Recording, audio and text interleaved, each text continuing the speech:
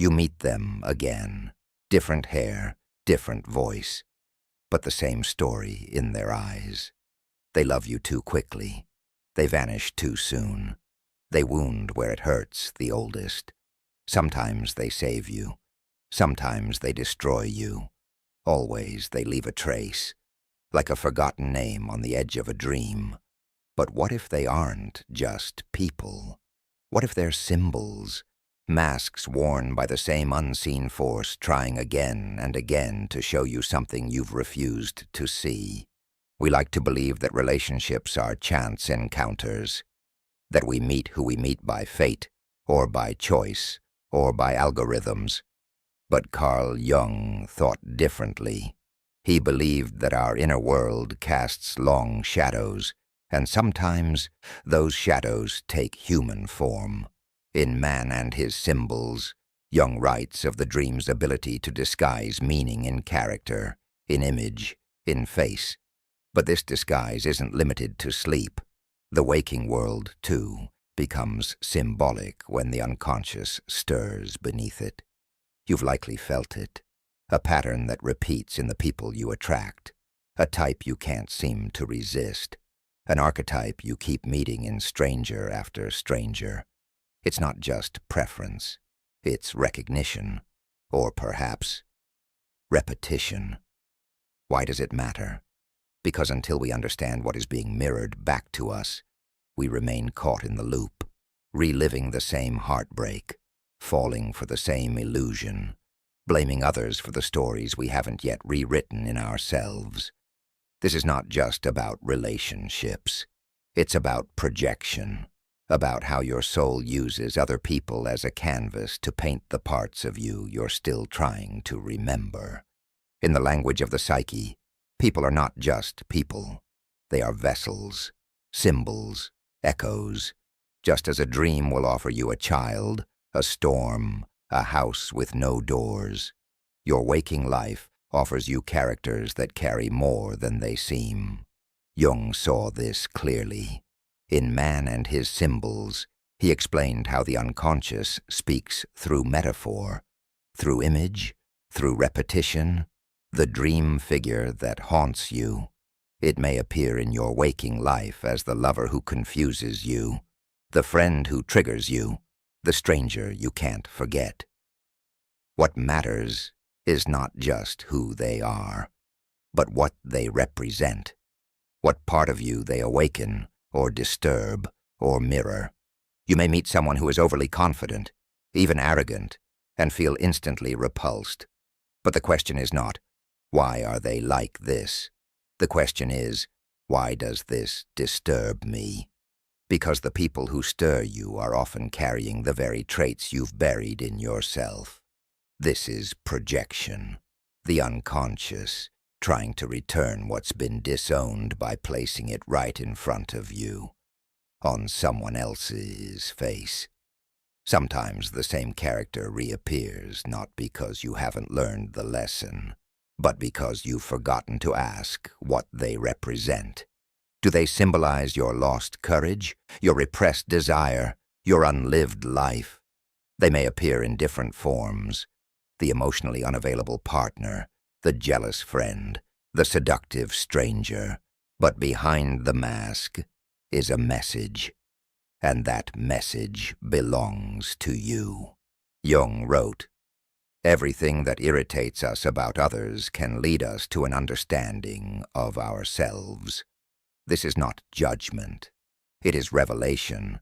It is the psyche using story, character, pattern to bring you back to the parts of yourself you have yet to meet. When we do not recognize the pattern, it begins to feel like fate. We say, "I always fall for the wrong person. People always leave. No one really sees me." But perhaps it is not the world that repeats. It is the unconscious, offering the same character in new clothing, hoping this time you will listen. Unseen projection is a trap. We cast our shadow onto others, and then call it reality.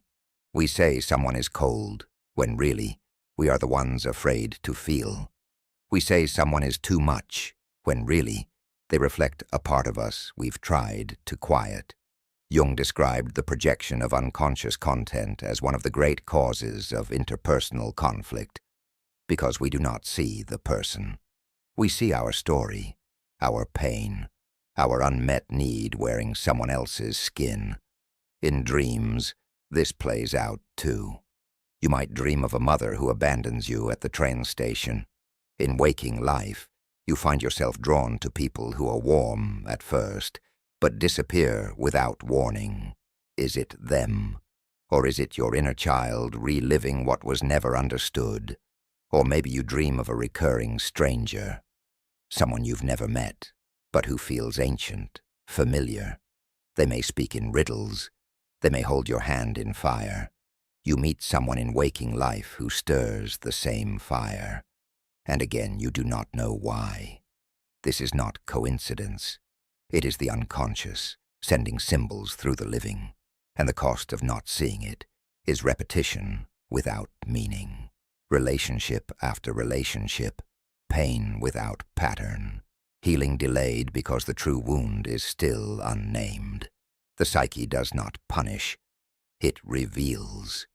But when the revelation is ignored, the pattern sharpens, the emotions grow louder, the people become more intense, until finally you are forced to ask, what part of me have I been running from by blaming everyone else?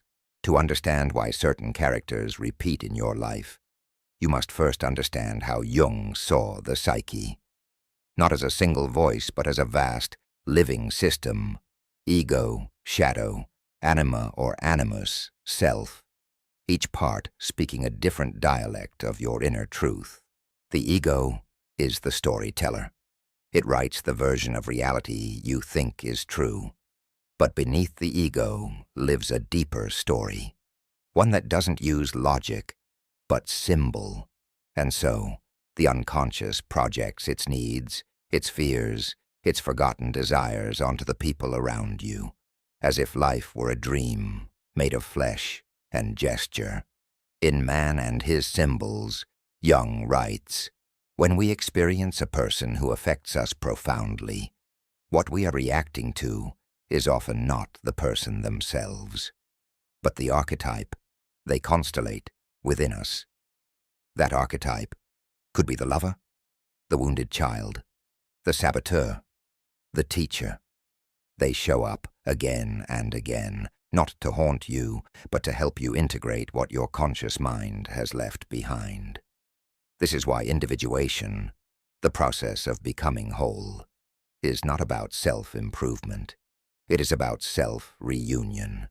You do not evolve by choosing better people. You evolve by seeing the pattern they carry and tracing it back to the story inside you. Sometimes the one who rejects you is the part of you that never felt worthy of love. Sometimes the one who smothers you is the part of you that fears abandonment so deeply it would rather lose itself than be alone. These are not just relational issues. They are invitations from the unconscious to wake up to your own reflection. Jung said that the unconscious compensates. If you are too one-sided, too rational, too good, too guarded, it will bring people into your life who pull you into your opposite, not to harm you, but to restore your balance. The person who ignites your anger may be returning you to your fire. The one who confuses you may be asking you to live with the unknown. The one who keeps leaving may be calling you to finally stop abandoning yourself. Until you recognize these patterns, they will repeat.